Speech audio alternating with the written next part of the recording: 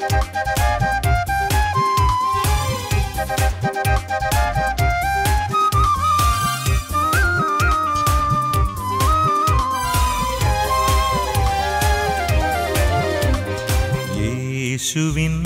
വാഗ്ദാനമേ പാവനാത്മനേ, ജീവൻ നൽകുന്ന ചൈതന്യമേ പരിശുദ്ധാത്മാവേ.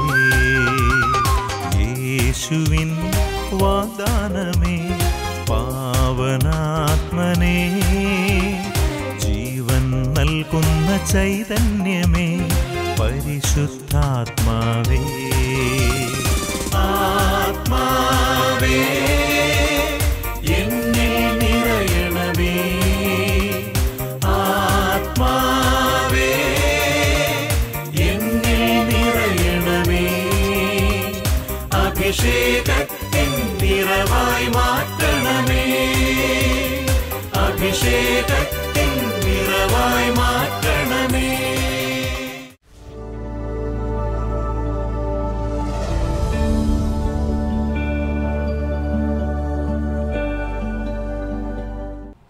മനുഷ്യൻ തൻ്റെ അയൽക്കാരനോട് എപ്രകാരം പ്രവർത്തിക്കണമെന്ന ചോദ്യത്തിന് ഉത്തരമായിട്ടാണ് ക്രിസ്തു നല്ല സമറിയക്കാരൻ്റെ ഉപമ നമ്മോട് പറഞ്ഞു തന്നത്.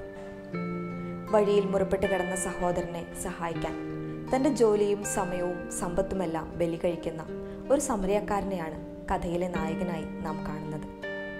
ഒടുവിൽ ക്രിസ്തു നമ്മോട് പറയുന്നുണ്ട്, നിങ്ങളും ഇതുപോലെ തന്നെ നിങ്ങളുടെ അയൽക്കാരനോട് ചെയ്യുക എന്ന്. നമുക്ക് സ്വന്തമായ ഓരോന്നും മറ്റുള്ളവരുടെ നന്മയ്ക്ക് വേണ്ടി കൂടി ഉപയോഗിക്കുമ്പോഴാണ് നാം കൂടുതൽ മനുഷ്യത്വമുള്ളവരായിത്തീരുന്നത്.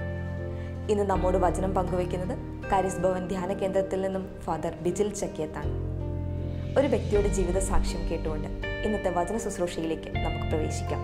ദൈവം നമ്മെ ഓരോരുത്തരെയും സമൃദ്ധമായി അനുഗ്രഹിക്കട്ടെ. എൻ്റെ പേര് ജോണി, ഞാൻ പാലായിൽ നിന്ന് വേണം വരുന്നത്. കത്തട്ടപ്പള്ളി ഇടവക്കാരനാണ്. എനിക്ക് 3 വർഷം മുമ്പ് ക്യാൻസർ ആയിരുന്നു. 4th സ്റ്റേജിലായിരുന്നു ഞാൻ നിന്ന്. ഡോക്ടർമാർ എന്നെ ഉപേക്ഷിച്ചതായിരുന്നു. ഇവിടെ വന്ന് ധ്യാനം കൂടി എന്നോട് പറഞ്ഞു, ഡോക്ടർ പറഞ്ഞു മരിച്ചു പോവും, ഇനി ജീവിതമൊന്നും ഇല്ലെന്ന് പറഞ്ഞു. ഞാൻ ഇവിടെ ധ്യാനം വന്നു കൂടി. അനീഷച്ചനും വിജിലച്ചനും കൂടെ എനിക്ക് വേണ്ടി പ്രാർത്ഥിച്ചു. ഇപ്പം എനിക്ക് ക്യാൻസർ എന്ന രോഗം ഇല്ല. എൻ്റെ ശരീരത്തിന് എല്ലാം പോയി. ലാസ്റ്റത്തെ റിപ്പോർട്ട് കഴിഞ്ഞ മാസമായിരുന്നു സ്കാൻ ചെയ്ത്. ആ സ്കാൻ ചെയ്ത റിപ്പോർട്ട് ഇവിടെ വെച്ചിട്ടുണ്ട്. എൻ്റെ പേരത്ത് ക്യാൻസർ എന്നുള്ള അസുഖം ഇപ്പോൾ ഇല്ല. നിലവിൽ മരുന്ന് നിർത്തി, എല്ലാം നിർത്തി. ഇപ്പോൾ ഒന്നും ഒരു മരുന്നും പോലും കഴിക്കേണ്ട ഇരിക്കുന്നു. ഇപ്പം ഇതിൻ്റെ ഇടയ്ക്ക് എനിക്കൊരു ഓപ്പറേഷൻ ഉണ്ടായിരുന്നു. ഓപ്പറേഷനും കഴിഞ്ഞ് ഒരു കിഡ്നി എടുത്ത് കളഞ്ഞേണ്ട വന്നു. അതും എടുത്ത് കളഞ്ഞു. അന്നും ഈ 5 മാസം മുമ്പ് ഡോക്ടർ പറഞ്ഞു ആ ഓപ്പറേഷൻ ചെയ്യുമ്പോൾ ഞാൻ മരിച്ചു പോകുമെന്ന് പറഞ്ഞു. അന്നേരവും മരിച്ചില്ല. ഇപ്പോൾ മരിച്ചു പോകുന്ന പറഞ്ഞാൽ ഞാൻ നേരത്തെ തന്നെ വണ്ടിയെല്ലാം പോയി ബുക്ക് ചെയ്തായിരുന്നു. ഞാൻ ഇവിടെ ധ്യാനം കൂടാൻ വന്നു കഴിഞ്ഞപ്പം എന്നെ എല്ലാവരും പിടിച്ചോണ്ടാണ് ഇവിടെ കൊണ്ടുവന്ന് നടന്നുകൊണ്ടിരുന്നത്. 3-ാമത്തെ ദിവസം ഞാൻ ഈ ലോഡ് കടക്കുക ചെയ്തത്. എനിക്ക് യാതൊരു കുഴപ്പമില്ലാത്ത രീതിയിൽ ഞാൻ ഈ ലോഡ് കടന്നു. ഞാൻ സൂട്ട് കേസും പിടിച്ച് വണ്ടിയിൽ തന്നെ കയറി പാലാക്ക് പോയത്.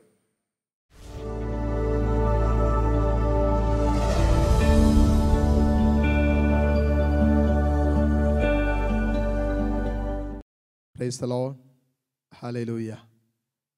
ഷെമ ഇസ്രായേലിൻ്റെ ഇന്നത്തെ എപ്പിസോഡിലേക്ക് നിങ്ങളെ ഓരോരുത്തരെയും വലിയ സ്നേഹത്തോടെ യേശു ക്രിസ്തുവിൻ്റെ നാമത്തിൽ സ്വാഗതം ചെയ്യുന്നു. നമ്മുടെയൊക്കെ ജീവിതവുമായി ബന്ധപ്പെട്ട് നിൽക്കുന്ന ഒരു വിഷയമാണ് പരിശുദ്ധാത്മാവ് നമുക്കിന്ന് ധ്യാന വിഷയമായി തന്നിരിക്കുന്നത്. പലരുടെയും ജീവിതത്തിൻ്റെ തീരാ ദുഃഖങ്ങളും മനസ്സിൻ്റെ നൊമ്പരങ്ങളും ഇന്ന് ജീവിതത്തെ അപ്പാടെ തകർത്തിട്ട് മുന്നോട്ട് പോകാൻ പറ്റാതെ പരാതി പറഞ്ഞ് പെറുപെറുത്ത് ഭാരപ്പെട്ട് വിഷമിച്ച് കഴിയുന്ന ഒത്തിരി മക്കൾ നമ്മുടെ ചുറ്റുപാടുമുണ്ട്. അതിൻ്റെ ഒരു കാരണവും അതിനുള്ളൊരു പരിഹാരവും ദൈവത്തിൻ്റെ പരിശുദ്ധാത്മാവ് ഇന്നത്തെ വചനത്തിലൂടെ നമുക്ക് തരികയാണ്. ഈശോ നമുക്ക് തന്നിരിക്കുന്ന വചനം സങ്കീർത്തകൻ്റെ പുസ്തകം 55-ാം അധ്യായം 12 മുതലുള്ള വചനങ്ങൾ. സങ്കീർത്തനങ്ങൾ 55:12 മുതലുള്ള വചനങ്ങൾ. ശത്രുവല്ല എന്നെ നിന്ദിക്കുന്നത്, ആയിരുന്നെങ്കിൽ ഞാൻ സഹിക്കുമായിരുന്നു. എതിരാളിയല്ല എന്നോട് ധിക്കാരപൂർവം പെരുമാറുന്നത്, ആയിരുന്നെങ്കിൽ ഞാൻ അവനിൽ നിന്നും മറഞ്ഞിരിക്കുമായിരുന്നു. എന്നാൽ എൻ്റെ സഹചരനും ചങ്ങാതിയും ഉറ്റ സ്നേഹിതനുമായിരുന്ന നീ തന്നെയാണ് അത് ചെയ്തത്. വചനം കേൾക്കുമ്പോൾ തന്നെ ചില കാര്യങ്ങൾ നമ്മുടെ മനസ്സിലേക്ക് വരുന്നുണ്ട്. ചിലരുടെയൊക്കെ മുഖം നമ്മുടെ മനസ്സിലേക്ക് വരുന്നുണ്ട്. ഉള്ളിനുള്ളിൽ പല വികാരങ്ങളും ഒരുപക്ഷെ രൂപപ്പെടുന്നുണ്ടാകും. വചനം ഇങ്ങനെയാണ് പറയുന്നത്, ശത്രുവല്ല എന്നെ നിന്ദിക്കുന്നത്, മറിച്ച് ആയിരുന്നെങ്കിൽ സഹിക്കുമായിരുന്നു. എതിരാളിയായിരുന്നു ധിക്കാരപൂർവ്വം പെരുമാറിയിരുന്നെങ്കിൽ ഞാനത് അവനിൽ നിന്ന് മറഞ്ഞിരിക്കുമായിരുന്നു. എന്നാൽ എൻ്റെ സഹചരനും ചങ്ങാതിയും സ്നേഹിതനുമായ നീ തന്നെ ഇത് ചെയ്യുന്നു. പല പ്രശ്നങ്ങളെ നടുവിൽ നിൽക്കുമ്പോൾ ചിലരുടെയൊക്കെ അതിരത്തിൽ നിന്ന് വരുന്നൊരു സ്വരമുണ്ട്, എന്നാലും നീ എന്നോടിത് ചെയ്തില്ലേ, പക്ഷെ എന്നാലും അവൾ എന്നോടത് ചെയ്തില്ലേ, അച്ഛാ എന്നാലും ആ കുടുംബം തന്നെ എന്നോട് ഇങ്ങനെ ചെയ്തില്ലേ, എന്നാലും ഈ സഹോദരൻ തന്നെ എന്നോട് ഇങ്ങനെ ചെയ്തില്ല. അച്ഛൻ അറിയാവോ എത്രമാത്രം സ്നേഹിച്ചിരുന്നതാന്ന്? ഞാൻ എന്തെല്ലാം കാര്യങ്ങൾ എൻ്റെ കാര്യം പോലും ശ്രദ്ധിക്കാതെ ചെയ്തു കൊടുത്തിട്ടുണ്ടെന്ന്. ഇവിടെ ഞാൻ ഓർക്കുകയാണ്, കുറേ നാളുകൾക്ക് മുമ്പ് കാരിസ് ഭവനിൽ ഒരു സഹോദരി, കല്യാണമൊന്നും കഴിച്ചിട്ടില്ല, 60-65 വയസ്സ് പ്രായമുണ്ട്. അങ്ങനെ ഞങ്ങൾക്ക് കാരിസ് ഭവനോട് ചേർന്ന ഒരു വൃദ്ധമന്ദിരമുണ്ട്, പ്രായമായ മാതാപിതാക്കളെ നിർത്തുന്ന ഒരു ഭവനം. ആ ഭവനത്തിൽ കൊണ്ടുവന്ന് ആക്കാൻ ഉള്ള ആഗ്രഹത്തോടു കൂടി ഈ സഹോദരി വന്നതാണ്. അല്ലെങ്കിൽ ഇവിടെ വന്ന് നിൽക്കാൻ പറ്റുന്ന വല്ല ഓപ്ഷൻ ഉണ്ടോ എന്ന് ചോദിക്കാനായിട്ട് വന്നതാണ്. ഈ അമ്മിച്ചുമായിട്ട് സംസാരിച്ച് കഴിഞ്ഞപ്പോൾ അമ്മിച്ചിട്ട് ഞാൻ ചോദിച്ചു, ജീവിത പങ്കാളി എവിടെയാ, മക്കൾ എവിടെയാ, കുടുംബമൊന്നുമില്ലെന്ന് ചോദിച്ചു. പക്ഷോ അങ്ങനൊരു തെറ്റേ ഞാൻ ചെയ്തിട്ടുള്ളൂ, അങ്ങനൊരു തെറ്റേ ഞാൻ ചെയ്തിട്ടുള്ളൂ ചോദിച്ചു. അതെന്നാ? നല്ല പ്രായത്തിൽ എനിക്ക് വിവാഹം കഴിക്കാമായിരുന്നു, നല്ല പ്രായത്തിൽ എന്നെ വിവാഹം കഴിച്ചു, എനിക്ക് എവിടെയെങ്കിലും സെറ്റിലായിരുന്നെങ്കിൽ എനിക്ക് ഇന്നീ ഗതി വരികയല്ലായിരുന്നു. അതെന്നാന്ന് ചോദിച്ചു. അമ്മിച്ചു പറഞ്ഞ, ഇവിടെ അമ്മ മരിച്ച സമയത്ത്, അതായത് ഇവർ 3 മക്കളാണ്, 2 അനിയന്മാർ ഈ സഹോദരിക്കുണ്ട്. അമ്മ ഈ പിള്ളേരൊക്കെ ചെറുതായിരിക്കുമ്പോൾ അമ്മ മരിച്ചു. ഈ മൂത്ത ചേച്ചിയാണ് ഈ 2 സഹോദരന്മാരെ നോക്കിയതും വളർത്തിയതും കാര്യങ്ങളൊക്കെ നോക്കിയത്. ഇവരുടെ കാര്യവുമായി ബന്ധപ്പെട്ട് അങ്ങനെ നടന്ന് എന്നിടയിൽ അപ്പനും മരിച്ചു. അപ്പോൾ ഈ പുള്ളിക്കാരത്തി തന്നെ മുഴുവൻ ഉത്തരവാദിത്വം എടുത്ത് ഇവരെ നോക്കി ഇവരെയൊക്കെ എവിടെയെങ്കിലും ഒന്ന് കരപിടിപ്പിക്കണം, ഇവരിലൂടെ കുടുംബം രക്ഷപ്പെടണമെന്ന് വിചാരിച്ച് അങ്ങനെ പ്രായം അല്പം കൂടി. പക്ഷേ വിവാഹാലോചനയുമായി ബന്ധപ്പെട്ട് വന്നപ്പോൾ ഈ പ്രായം ഇങ്ങനെ നിൽക്കുന്നതുകൊണ്ട് കാര്യങ്ങളൊന്നും ശരിയാകുന്നില്ല. അങ്ങനെ കുറേ ആലോചനകൾ വന്ന് അവസാനം മനസ്സും അടുത്തു. അവൾ പറഞ്ഞു, എനിക്കിനി കല്യാണം വേണ്ട. ഇതിനകം 2 സഹോദരന്മാരുടെ വിവാഹമൊക്കെ നടന്നു. പുള്ളിക്കാരത്തിയാണ് ഒരു അമ്മയെ പോലെ വീട്ടിലെ കാര്യങ്ങളൊക്കെ നോക്കുന്നത്. ഇപ്പോൾ 2 പേര് വിവാഹം കഴിച്ചു, ജീവിത പങ്കാളി അവരുടെ മക്കളൊക്കെ ആയി കഴിഞ്ഞപ്പോൾ ഈ സഹോദരി ഒരു അധികപ്പറ്റായി. വിട്ടു നിർത്താൻ പറ്റും. പിന്നെ പ്രായത്തിൻ്റെതായ, പിന്നെ ഇന്നലകളിൽ കടന്നുപോയ ചില മനസ്സിൻ്റെ മുറിവുകളും സാക്ഷാത്കരിക്കപ്പെടാത്ത ചില ജീവിതത്തിൻ്റെ അനുഭവങ്ങളൊക്കെ ഒരുപക്ഷെ മാനസികമായിട്ടും ഈ അമ്മച്ചിയെ അസ്വസ്ഥപ്പെടുത്തുന്നുണ്ടാകും. ഈ പ്രായമായി, ആ കൊച്ചുമക്കളൊക്കെ വളർന്നു. അപ്പോൾ അവർക്കൊക്കെ ഈ സഹോദരി വീട്ടിൽ നിൽക്കുന്നൊരു കുറച്ചിലായി. പ്രായത്തിൻ്റെതായ ബുദ്ധിമുട്ടുകളും പ്രായത്തിൻ്റെതായ സംസാര ശൈലിയും ഒക്കെ ആയി കഴിഞ്ഞപ്പോൾ അവർ പറഞ്ഞു എവിടെയെങ്കിലും കൊണ്ട് ആക്കാൻ പറഞ്ഞു, ഇപ്പോൾ വീട്ടിൽ നിർത്താൻ പറ്റില്ല. അങ്ങനെ ആ വീട്ടിൽ കടന്ന് പ്രശ്നങ്ങളായി. ഈ സഹോദരി എങ്ങനെ ഒഴിവാക്കണമെന്നുള്ള ചിന്ത വന്നു കഴിഞ്ഞപ്പോഴാണ് ഈ സഹോദരി തന്നെ ഇങ്ങോട്ട് വന്നിരിക്കുകയാണ്. അച്ഛാ, ഇവിടെ എവിടെയെങ്കിലും താമസിക്കാൻ പറ്റുമോ? ഞാനിവിടെ വന്ന് വേണമെങ്കിൽ കിടന്നോളാം. അതിൽ മക്കൾ ഇങ്ങോട്ട് വിട്ടില്ല, വേറെ എങ്ങോട്ടാണ് വിട്ടത്, അത് പോട്ടെ. പക്ഷേ ഈ സഹോദരി വന്നിട്ട് പറഞ്ഞു, അച്ഛൻ ഞാൻ ഇത്രയും സ്നേഹിച്ച്, അച്ഛനറിയാമോ, എൻ്റെ ജീവിതം, എനിക്ക് ലഭിക്കാമായിരുന്ന എൻ്റെ ജീവിതം പോലും, ജീവിതത്തിൻ്റെ സന്തോഷങ്ങൾ പോലും, എൻ്റെ ദാമ്പത്യ ജീവിതം പോലും ഞാൻ വേണ്ടെന്ന് വെച്ചത്. നല്ല പ്രായത്തിൽ എനിക്ക് കെട്ടിപ്പോകരുത്, ആരും ചോദിക്കാനൊന്നുമില്ല. ഇവർ 2 പേരും ഒന്ന് കരക്കടിപ്പിക്കാൻ വേണ്ടി ഞാൻ ചെയ്തത്. ഇപ്പോൾ അവർക്ക് ആർക്കും എന്നോട് സ്നേഹമില്ല. അമ്മച്ചി പറയുക, എന്നാൽ എൻ്റെ സഹോദരങ്ങൾ തന്നെ അച്ഛൻ എന്നോട് ഇങ്ങനെയൊക്കെ ചെയ്യുന്നുണ്ടല്ലോ, പെരുമാറുന്നുണ്ടല്ലോ, അത് ഓർക്കുമ്പോഴൊരു വിഷമേ ഉള്ളൂ അച്ഛൻ എനിക്ക്. അല്ലെങ്കിൽ കുഴപ്പമില്ല, പക്ഷെ അത് ഓർക്കുമ്പോൾ ഓർക്കാതിരിക്കാൻ പറ്റില്ലല്ലോ.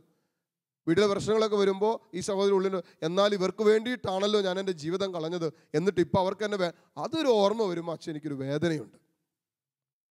സങ്കീർത്തകൻ പറയുന്നൊരു കാര്യമാണ് വളരെ കൃത്യമായിട്ട്, എൻ്റെ ശത്രുവല്ല എന്നെ നിന്ദിക്കുന്നത്, എൻ്റെ എതിരാളിയല്ല എന്നോട് ധിക്കാരം കാണിക്കുന്നത്, മറിച്ച് നീ എന്നെ സ്നേഹിക്കുന്ന, എങ്ങനെ എഴുതിയിരിക്കുന്നത്, എൻ്റെ സഹചരനും എൻ്റെ ചങ്ങാതിയും എൻ്റെ സ്നേഹിതനുമായ നീ തന്നെ എന്നോട് ഇങ്ങനെ പറയുന്നു. ഇപ്പോഴും ഏറ്റവും കൂടുതൽ വേദന ഉണ്ടാകുന്നത് പ്രിയപ്പെട്ടവർ, നമ്മൾ ഏറ്റവും കൂടുതൽ സ്നേഹിക്കുന്നവരിൽ നിന്നാണ്. ഒരു കാര്യം എപ്പോഴും ശ്രദ്ധിക്കണം, നമുക്ക് ഏറ്റവും കൂടുതൽ വേദന ഉണ്ടാകാൻ സാധ്യതയുള്ളത്, നൊമ്പരം സ്വന്തമാക്കാൻ സാധ്യതയുള്ളത് നമ്മൾ ഏറ്റവും കൂടുതൽ സ്നേഹിക്കുന്നവരിൽ നിന്നാണ്. ഈ ഒരു സത്യം നമ്മൾ മറക്കരുത്. കാരണം നമ്മുടെ സ്നേഹത്തിൻ്റെ ആഴവും സ്നേഹത്തിലുള്ള പ്രതീക്ഷയുടെ ആഴം കൂടുമ്പോൾ വേദനയുടെ ആഴം കൂടും. നമ്മൾ ഒരിക്കലും അറിയാത്തൊരു വ്യക്തി നമ്മളെന്തെങ്കിലും പറഞ്ഞെന്ന് വെച്ച് നമുക്കത് വലിയ പ്രശ്നമൊന്നുമല്ല. വഴിക്കൂടി പോകുന്ന ഒരുത്തൻ, എന്നെ ഇതിനു മുമ്പ് കണ്ടിട്ടില്ല, കേട്ടിട്ടില്ല, എന്നെക്കുറിച്ച് അറിയത്തില്ല, ആരെങ്കിലും എന്തോ പറഞ്ഞതിൻ്റെ പേരിൽ വഴി നിന്നത് അതും ഇതൊക്കെ വിളിച്ചു പറഞ്ഞു, ആയിക്കോട്ടെ, അതൊന്നും വലിയ പ്രശ്നമുള്ള കാര്യമല്ല. എന്നാൽ എൻ്റെ കൂടെ വസിക്കുന്ന എൻ്റെ കൂടപ്പിറപ്പ്, എൻ്റെ അയൽവക്കത്ത് വസിക്കുന്ന എൻ്റെ അയൽവാസി, എൻ്റെ കുടുംബാംഗങ്ങൾ ആരെങ്കിലും എന്നെക്കുറിച്ച് ചില കാര്യങ്ങൾ പറഞ്ഞത് കേൾക്കുമ്പോൾ നമുക്ക് കൂടുതൽ വേദനയുണ്ട്. അപ്പോൾ നമ്മുടെ മക്കളാണെങ്കിലോ, നമ്മുടെ മാതാപിതാക്കളാണെങ്കിലോ, പോട്ടെ, നമ്മുടെ ജീവിത പങ്കാളിയാണ് നമ്മളെക്കുറിച്ച് ചില കാര്യങ്ങൾ മറ്റാരുടെത്തെങ്കിലും പറഞ്ഞു എന്ന് നമ്മൾ കേൾക്കാൻ ഇടവന്നാൽ എത്രമാത്രം വേദന ഉണ്ടാവും, എത്രമാത്രം ഭാരം ഉണ്ടാവും, എത്രമാത്രം നൊമ്പരം ഉണ്ടാവും. അതിനാണ് വചനം പറയുന്നത്. ഇതൊരു കാര്യം നമ്മൾ മനസ്സിലാക്കിയിരിക്കണം. പിശാചിൻ്റെ ഏറ്റവും വലിയ കെണികളിൽ, വഞ്ചനകളിൽ ഒന്നാണ്, പ്രിയപ്പെട്ടവരെ, നമ്മളോട് ഏറ്റവും കൂടുതൽ ചേർന്നിരിക്കുന്നവരെ അവൻ്റെ ആയുധമായിട്ട് ഉപയോഗിക്കുക. ഇത് നമ്മൾ എന്നും മനസ്സിൽ സൂക്ഷിച്ചോണം. എല്ലാവരും, ശുശ്രൂഷ നടത്തുന്നവരായിക്കൊള്ളട്ടെ, ആത്മീയ ശുശ്രൂഷ നിൽക്കുന്നവരായിക്കൊള്ളട്ടെ, ഒരു കുടുംബജീവിതം നയിക്കുന്നവരായിക്കൊള്ളട്ടെ, ഒരു മറ്റേതെങ്കിലും ഒറ്റപ്പെട്ട ജീവിതത്തിലൂടെ കടന്നു പോകുന്ന ആരുമായിക്കൊള്ളട്ടെ, ശ്രദ്ധിക്കുക, നമ്മോട് ഏറ്റവും കൂടുതൽ അതുപോലെ ബന്ധപ്പെട്ട് നിൽക്കുന്ന ബന്ധങ്ങളിലൂടെയാണ് പിശാച് കടന്നു വന്ന് പ്രവർത്തിക്കാൻ ആഗ്രഹിക്കുന്നത്. കാരണം നിന്റെ മനസ്സിനെ അസ്വസ്ഥപ്പെടുത്തി, നിന്റെ ജീവിതത്തെ ഭാരപ്പെടുത്തി, നിനക്ക് നിന്റെ ദൈവവുമായിട്ടുള്ള ആത്മീയ ബന്ധത്തെ തകരാറിലാക്കാൻ പിശാച് ഏറ്റവും കൂടുതൽ ഉപയോഗിക്കുന്ന വഴി എന്ന് പറയുന്നത് നിന്നോട് അതുപോലെ ഈ ലോകത്തിൽ ബന്ധപ്പെട്ട് നിൽക്കുന്നവരുടെ ചില വാക്കുകൾ, ചില പ്രവർത്തികൾ, ചില പെരുമാറ്റ ശൈലികളിലൂടെ മാത്രമേ നിന്റെ മനസ്സിനെ മുറിപ്പെടുത്താൻ പറ്റൂ. അതിനുള്ള സാഹചര്യങ്ങൾ പിശാച് ഉപയോഗിക്കും, അതിനുള്ള സാഹചര്യങ്ങൾ സാത്താൻ ഉപയോഗിക്കും. അതിനുവേണ്ടി സാത്താൻ നമ്മുടെ കൂടെ വസിക്കുന്നവരുടെ പുറകെ നടന്ന് എപ്പോൾ നമ്മുടെ കൂടെ വസിക്കുന്ന ആർക്കെങ്കിലും ഒരാൾക്ക് ആത്മാവിലുള്ള ജ്ഞാനവും ബലവും സുവിശേഷത്തിൻ്റെ കരുത്ത് നഷ്ടപ്പെടുമ്പോൾ ആ വ്യക്തിയെ ഇമ്മീഡിയറ്റ് ആയിട്ട് പിശാച് എടുത്ത് ഉപയോഗിക്കാൻ തുടങ്ങും. ഇപ്പം നമ്മൾ ശ്രദ്ധിക്കേണ്ട ഒരു കാര്യം, എൻ്റെ കൂടെ വസിക്കുന്ന ഒരാളുടെ വാക്കോ ഒരു പ്രവൃത്തിയോ ഒരു പെരുമാറ്റമോ എന്നെ അതുപോലെ മുറിപ്പെടുത്താൻ കാരണമായി എന്ന് മനസ്സിലാക്കുമ്പോൾ നമ്മൾ ചിന്തിക്കേണ്ടതും മനസ്സിലാക്കേണ്ടതും ഒരു ബലഹീന നിമിഷത്തിൽ പിശാച് എൻ്റെ കൂടെ വസിക്കുന്നവളെ, എൻ്റെ ജീവിത പങ്കാളിയെ, എൻ്റെ മാതാപിതാക്കളെ, എൻ്റെ മക്കളെ എടുത്തുപയോഗിച്ചു. എന്തിന്? എന്നെ മുറിപ്പെടുത്താൻ, ഞങ്ങളുടെ ബന്ധം തകർക്കാൻ. ഈ ബന്ധം തകരുമ്പോൾ ഓട്ടോമാറ്റിക്കായിട്ട് ദൈവമായിട്ടുള്ള ബന്ധം തകർന്നു. പിശാച് ലക്ഷ്യം വെക്കുന്നതിന് ദൈവമായിട്ടുള്ള ബന്ധം തകർക്കുക എന്നുള്ളതാണ് സാത്താൻ്റെ ആത്യന്തികമായ ലക്ഷ്യം. നമുക്കറിയാം, അറിയാവുന്ന കാര്യമാണ്. ആത്മീയ ശത്രുവിൻ്റെ ആത്യന്തികമായ ലക്ഷ്യം ദൈവവുമായിട്ടുള്ള ബന്ധത്തെ മുറിക്കുക, തകർക്കുക എന്നുള്ളതാണ്. അപ്പം അതിനുവേണ്ടി അവൻ ഉപയോഗിക്കുന്ന ഒരു സ്ട്രാറ്റജിയാണ് അച്ഛനിപ്പോൾ പറഞ്ഞുകൊണ്ടിരിക്കുന്നത്. നിന്നോട് ഏറ്റവും അടുത്ത് ബന്ധപ്പെട്ട് നിൽക്കുന്നവനെ ഉപയോഗിച്ചുകൊണ്ട് അവൻ്റെ ആയുധമാക്കിയിട്ട് അവൻ്റെ ഏജൻ്റാക്കി നിന്നെ തകർക്കുക. എത്രയോ പേര്, പ്രിയപ്പെട്ടവരെ, എത്രയോ കുടുംബങ്ങൾ തകർന്നു പോയിരിക്കുന്നു, എത്രയോ ദാമ്പത്യങ്ങൾ ഇന്ന് തകർന്നുകൊണ്ടിരിക്കുന്നു, എത്രയോ മാതാപിതാക്കളും മക്കൾ തമ്മിലുള്ള ബന്ധങ്ങൾ ഇന്ന് മുറിഞ്ഞു കിടക്കുന്നു, എത്രയോ ഇടവകൾ തമ്മിൽ മുറിഞ്ഞു കിടക്കുന്നു, എത്രയോ കൂട്ടായ്മകൾ തമ്മിൽ ഇതുപോലെ മുറിവേറ്റ് കഴിയുന്നു. ഇതൊക്കെ മനസ്സിലാക്കാനുള്ള ജ്ഞാനം നമ്മൾ സൂക്ഷിക്കണം. നമ്മളെപ്പോഴും അതുപോലെ ആത്മാവിൻ്റെ നയനങ്ങൾ തുറന്നു വെച്ചിട്ട് വേണം നമ്മൾ എപ്പോഴും ചലിക്കാൻ. അല്ലെങ്കിൽ എന്നാ സംഭവിക്കുന്നത്? ഒരുപക്ഷെ ഒരു ദാമ്പത്യ ജീവിതം നയിക്കുന്ന ഒരു വ്യക്തിയാണെന്ന് കരുതുക. അങ്ങനെ ഇരിക്കുമ്പോൾ എന്നെക്കുറിച്ച് എൻ്റെ ജീവിത പങ്കാളി തന്നെ ചില കാര്യങ്ങൾ പറഞ്ഞു എന്ന് നീ കേട്ടു. അപ്പം തന്നെ നീ എന്നാട് എന്നെക്കുറിച്ച് ഇങ്ങനെ പറഞ്ഞില്ലേടി, എൻ്റെ വീട്ടുകാരെ കുറിച്ച് അത് പറഞ്ഞില്ല. ചില വീട്ടിലൊക്കെ ചെന്ന് കഴിഞ്ഞാൽ കാണാം, അവളെ അച്ഛോ എന്നെക്കുറിച്ച് പറഞ്ഞാൽ കുഴപ്പമില്ല, എൻ്റെ വീട്ടുകാരെ കുറിച്ച് പറയുന്നു. ചില പെണ്ണുങ്ങളുടെ സ്ഥിരം സംസാരം അത്. എന്നെക്കുറിച്ച് പറഞ്ഞാലും കുഴപ്പമില്ല അച്ഛോ, എൻ്റെ വീട്ടിലിരിക്കുന്നവരെ കുറിച്ച് പറയേണ്ട വല്ല കാര്യമുണ്ടോ? ഇതെന്തു പറയുമ്പോഴും ശ്രദ്ധിക്കുക, നിങ്ങളുടെ ദാമ്പത്യത്തെ തകർക്കാൻ പിശാച് അവളിലൂടെ, അവനിലൂടെ, അല്ലെങ്കിൽ ആ സാഹചര്യത്തിലൂടെ കടന്നു വരുന്നുണ്ട് എന്ന് മനസ്സിലാക്കാനുള്ള ജ്ഞാനം വേണം. അതിനെ ആത്മീയമായിട്ട് വേണം നമ്മൾ നേരിടാനായിട്ട്. അപ്പം അവൾ അങ്ങനെ ഒരു വാക്ക് പറയുമ്പോൾ, അവൾ വൈകാരികതയിൽ അങ്ങനെ ഒരു സംസാരം വരുമ്പോൾ അവളല്ല അപ്പോൾ സംസാരിക്കുന്നത്, അവളിലൂടെ പ്രവർത്തിക്കുന്ന, സംസാരിക്കുന്ന ഒരു തിന്മയുണ്ടെന്ന് മനസ്സിലാക്കാനുള്ള ഒരു ജ്ഞാനം ദാമ്പത്യ ജീവിതത്തിൽ നമ്മൾ സൂക്ഷിക്കണം. ദാമ്പത്യ ജീവിതത്തിൽ മാത്രമല്ല, എല്ലാ കൂട്ടായ്മകൾ എവിടെയൊക്കെ രണ്ടുപേരും ഒരുമിച്ച് വസിക്കുന്നുണ്ടോ അവിടെയൊക്കെ ഈ ആത്മീയ ജ്ഞാനം പുലർത്തണം. കാരണം ബന്ധം മുറിക്കുക എന്നുള്ളത് പിശാചിന്റെ കെണിയാണ്. ദൈവമായിട്ടുള്ള ബന്ധം, സഹോദരങ്ങളുമായിട്ടുള്ള ബന്ധം, ഈ ബന്ധങ്ങളെ മുറിക്കുക എന്നുള്ളത് പിശാചിൻ്റെ ലക്ഷ്യമായതുകൊണ്ട്, ആത്യന്തികമായ തീരുമാനങ്ങളായതുകൊണ്ട് പ്രിയപ്പെട്ടവരെ അതുപോലെ ജ്ഞാനത്തോടെ നിൽക്കണം. അതുകൊണ്ട് ശ്രദ്ധിച്ചോ, ഏറ്റവും കൂടുതൽ നമ്മൾ മുറിവേൽക്കാൻ പോകുന്നത് നമ്മൾ അതുപോലെ സ്നേഹിച്ചവരിൽ നിന്നായിരിക്കും. അതുകൊണ്ട് നമ്മളത് എക്സ്പെക്റ്റ് ചെയ്യണം. നമ്മൾ എക്കാലം എക്സ്പെക്റ്റ് ചെയ്യണം. ഏതാ, ഇന്നല്ലെങ്കിൽ നാളെ എന്നെയല്ലെങ്കിൽ എൻ്റെ കൂടെ വസിക്കുന്നവരെ എന്നെ മുറിപ്പെടുത്താനോ എന്നിലൂടെ എൻ്റെ കുടുംബത്തിൽ വസിക്കുന്ന ആരെങ്കിലും മുറിപ്പെടുത്താനോ പിശാച് ഉപയോഗിക്കാൻ ആഗ്രഹിച്ച് അവനെൻ്റെ ചുറ്റി നടപ്പുണ്ടെന്ന് ഞാൻ മനസ്സിലാക്കണം. ഇപ്പം ഞാൻ എന്നാ പറഞ്ഞുകൊണ്ടിരിക്കുന്നത്? എൻ്റെ ഉടയവൻ, എൻ്റെ ഉറ്റവൻ, അല്ലെങ്കിൽ എൻ്റെ കൂടെ വസിക്കുന്നവൾ, എൻ്റെ മാതാപിതാക്കൾ തന്നെ എന്നിങ്ങനെ മുറിപ്പെടുത്തി. അതുകൊണ്ട് അച്ചോ എനിക്ക് ഇത്രയും വേദന. ഒരേ വയറ്റിൽ പിറന്നതല്ലേ അച്ചോ, ഒരേ പാത്രത്തിൽ നിന്ന് കഴിച്ചതല്ലേ അച്ചോ, ഒരു വീട്ടിൽ വസിച്ചതല്ലേ അച്ചോ ഇത്രയും വർഷങ്ങൾ. എത്ര വർഷങ്ങളായിട്ട് ഞങ്ങൾ അയൽവാസികളാണ്, എന്നിട്ട് അവർ തന്നെ ഞങ്ങളെക്കുറിച്ച് ഇങ്ങനെ പറഞ്ഞില്ലേ എന്നൊക്കെ പറയാനുള്ള കാരണങ്ങൾ ജീവിതത്തിൽ വരുമ്പോൾ നമ്മൾ ശാന്തമായിട്ട് നിന്നിട്ട് ഇത്രയും മനസ്സിലാക്കിയാൽ മതി. പിശാച് ഒരു ഏതാനും നിമിഷങ്ങളിൽ അവൻ്റെ ആത്മീയ പക്വത, അവളുടെ ആത്മീയ പക്വതക്കുറവിൽ പ്രവർത്തിച്ചു എന്ന് മനസ്സിലാക്കിയിട്ട് അവനെയോ അവളിലേക്കോ നോക്കാതെ അതിൻ്റെ പിന്നിൽ പ്രവർത്തിച്ച പിശാചിനെ മനസ്സിലാക്കി നമ്മൾ അതിനെതിരെ യുദ്ധം പ്രഖ്യാപിക്കണം. അല്ലെങ്കിൽ നമുക്കിതെന്നും ഒരു തീരാ ദുഃഖമാണ്. ഇതെന്നും ജീവിതത്തിൻ്റെ പരാതിയാണ്. മരിക്കുന്നത് വരെ നമ്മൾ പരാതിപ്പെട്ട് പരിഭവപ്പെട്ട് കാണുന്നവരോടൊക്കെ വിളിച്ചു പറഞ്ഞ്, ആരൊക്കെ വീട്ടിൽ വന്നാലും അവരെക്കുറിച്ച് മരുമകളുടെ കുറ്റം തന്നെ പറഞ്ഞുകൊണ്ടിരിക്കും. ആരൊക്കെ വീട്ടിൽ വന്നാലും അപ്പോൾ അമ്മായിയമ്മയുടെ കുറ്റം തന്നെ പറഞ്ഞുകൊണ്ടിരിക്കും. ആരൊക്കെ വീട്ടിൽ വന്നാലും ജീവിത പങ്കാളിയുടെ കുറ്റം തന്നെ പറഞ്ഞുകൊണ്ടിരിക്കും.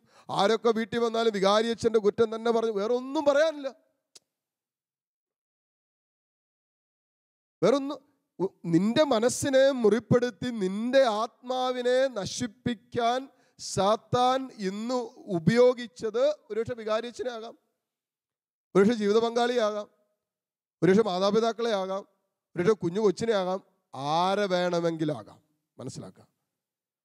ഹവ്വായെ ആദത്തെ വീഴിക്കാൻ ഉപയോഗിച്ച പിശാച് ഇന്നും അതേ തന്ത്രം ഉപയോഗിക്കുന്നുണ്ട്. സ്വന്തം ജീവിത പങ്കാളിയെ എടുത്തുപയോഗിച്ച്, നാട്ടുകാരെയല്ല, വീട്ടിൽ വേറെ ആരെയല്ല. കാരണം എന്താ?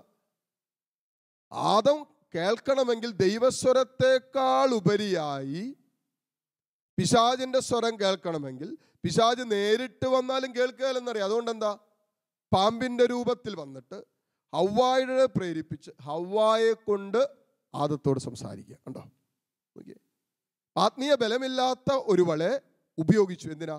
ആദത്തെ കൂടി പാപത്തിൽ വീഴിക്കാൻ, ആദത്തെ കൂടി ആത്മാവിലുള്ള ദൈവത്തിനോടുള്ള ബന്ധത്തെ തകർക്കാൻ വേണ്ടി പിശാച് എടുത്ത് കെണിയാം. അതുകൊണ്ട് ഇതിനുള്ള പരിഹാരം പരിശുദ്ധാത്മാവ് ഈ വചനത്തിൽ തന്നെ എഴുതി വെച്ചിട്ടുണ്ട്. 55-ാം അധ്യായം അതിൻ്റെ 22-ാമത്തെ വചനത്തിൽ അതിനുള്ള ഒരു പരിഹാരം കൂടി കർത്താവ് പറയുന്നുണ്ട്. എന്ത് ചെയ്യണം നീ? ഇപ്പം അങ്ങനെ ഒരു മുറിവേൽക്കാൻ കാരണമായാൽ അത് കൊട്ടുഘോഷിച്ചുകൊണ്ട് നടക്കോ, അതിന് വൈകാരികത ഇടപെടുകയോ, അതിനെ അടിച്ചമർത്താൻ ശ്രമിക്കോ, അതിനെതിരെ പരാതി പറയുകയോ പിറുപിറുക്കോ അല്ല ചെയ്യണ്ടേ. ആ ഭാരം എന്ത് ചെയ്യണമെന്ന് വചനം പറയുന്നു. നിന്റെ ഭാരം നീ കർത്താവിനെ ഏൽപ്പിക്കുക, എന്നിട്ട് അവിടെ നിന്ന് നിന്നെ താങ്ങിക്കൊള്ളും. നീ നിന്റെ ഈ ഭാരം, നിന്റെ വേദന, ആ സമയത്ത് നിനക്കുണ്ടായിരുന്ന വിഷമം, ചിലവർക്ക് അച്ചോ ആ സമയത്ത് പറഞ്ഞെന്നുള്ളൂ, പക്ഷേ ആ വാക്കിൽ ഇപ്പോഴും ജീവിത പങ്കാളി എന്നെ മുറിപ്പെടുത്തിക്കൊണ്ടിരിക്കുക. അപ്പോഴത്തെ വൈകാരികതയിലായി ചെയ്തു പോയതച്ചോ. കണ്ടോ? ചിലപ്പോൾ അങ്ങനത്തെ ചെറിയ വൈകാരികതയിലായി ചെയ്തു, പക്ഷെ ഇപ്പോഴും ആ ഒറ്റ വാക്ക് ഇപ്പോഴും കിടന്ന് നമ്മളെ തകർക്കാനായിട്ട് കാരണമാകും. അതുകൊണ്ട് വചനം പറയുന്നത് നമ്മൾ അതിനെതിരെ പ്രതികരിക്കാതെ നമ്മുടെ ഭാരം, നമ്മുടെ വേദന, ആ സമയത്ത് നമ്മൾ അനുഭവിച്ച നൊമ്പരം അത് കർത്താവിനെ ഭരമേൽപ്പിക്കുക, അവിടെ നിന്ന് നിന്നെ താങ്ങും. എന്നിട്ട് വചനം കൂട്ടിച്ചേർക്കുന്നു, നീതിമാൻ കുലുങ്ങാൻ അവിടെ നിന്ന് സമ്മതിക്കുകയില്ല.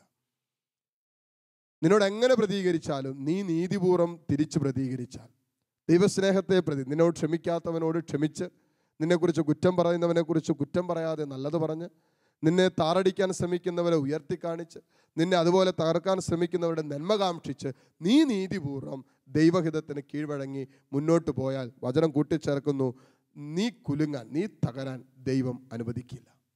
ഈ വചനത്തിൻ്റെ സന്ദേശം ഹൃദയത്തിലെടുക്കാം. അങ്ങനെ സ്വന്തക്കാരിൽ നിന്നോ ബന്ധുക്കാരിൽ നിന്നോ സ്വന്തം കൂട്ടുകാരിൽ നിന്നൊക്കെ ഒത്തിരി ഭാരം വഹിക്കുന്ന, നൊമ്പരം പേറുന്ന, അവരെക്കുറിച്ച് എപ്പോഴും മനസ്സിൽ ഒരു ദേഷ്യം വെറുപ്പ് സൂക്ഷിക്കുന്ന ആരെങ്കിലും ഈ വചനം ശ്രവിക്കുന്നുണ്ടെങ്കിൽ നിൻ്റെ ആ ഭാരത്തെ ഇപ്പോൾ കർത്താവിനെ ഏൽപ്പിക്കുക. തുടർന്ന് വരുന്ന ആരാധനയുടെ സമയത്ത് നിൻ്റെ ഹൃദയത്തിൻ്റെ എല്ലാ നൊമ്പരങ്ങളും ആ ഒറ്റപ്പെടലും ആ തിരസ്കരണം എല്ലാം സമർപ്പിച്ചുകൊണ്ട് കർത്താവേ എൻ്റെ ഭാരം നിന്നിൽ ഞാൻ ഏൽപ്പിക്കുന്നു എന്ന് പറഞ്ഞ് കർത്താവ് തരുന്ന സൗഖ്യത്തിന് വേണ്ടി നമുക്ക് പ്രാർത്ഥിക്കാം. സർവശക്തനായ ദൈവം നമ്മെ സമൃദ്ധമായി അനുഗ്രഹിക്കട്ടെ. ആമേൻ. ദൈവമേ, ദിവ്യകാരുണ്യമേ, ദിവ്യകാരുണ്യമേ, ദൈവമേ, ദൈവമേ, ദിവ്യകാരുണ്യമേ, ദിവ്യകാരുണ്യമേ,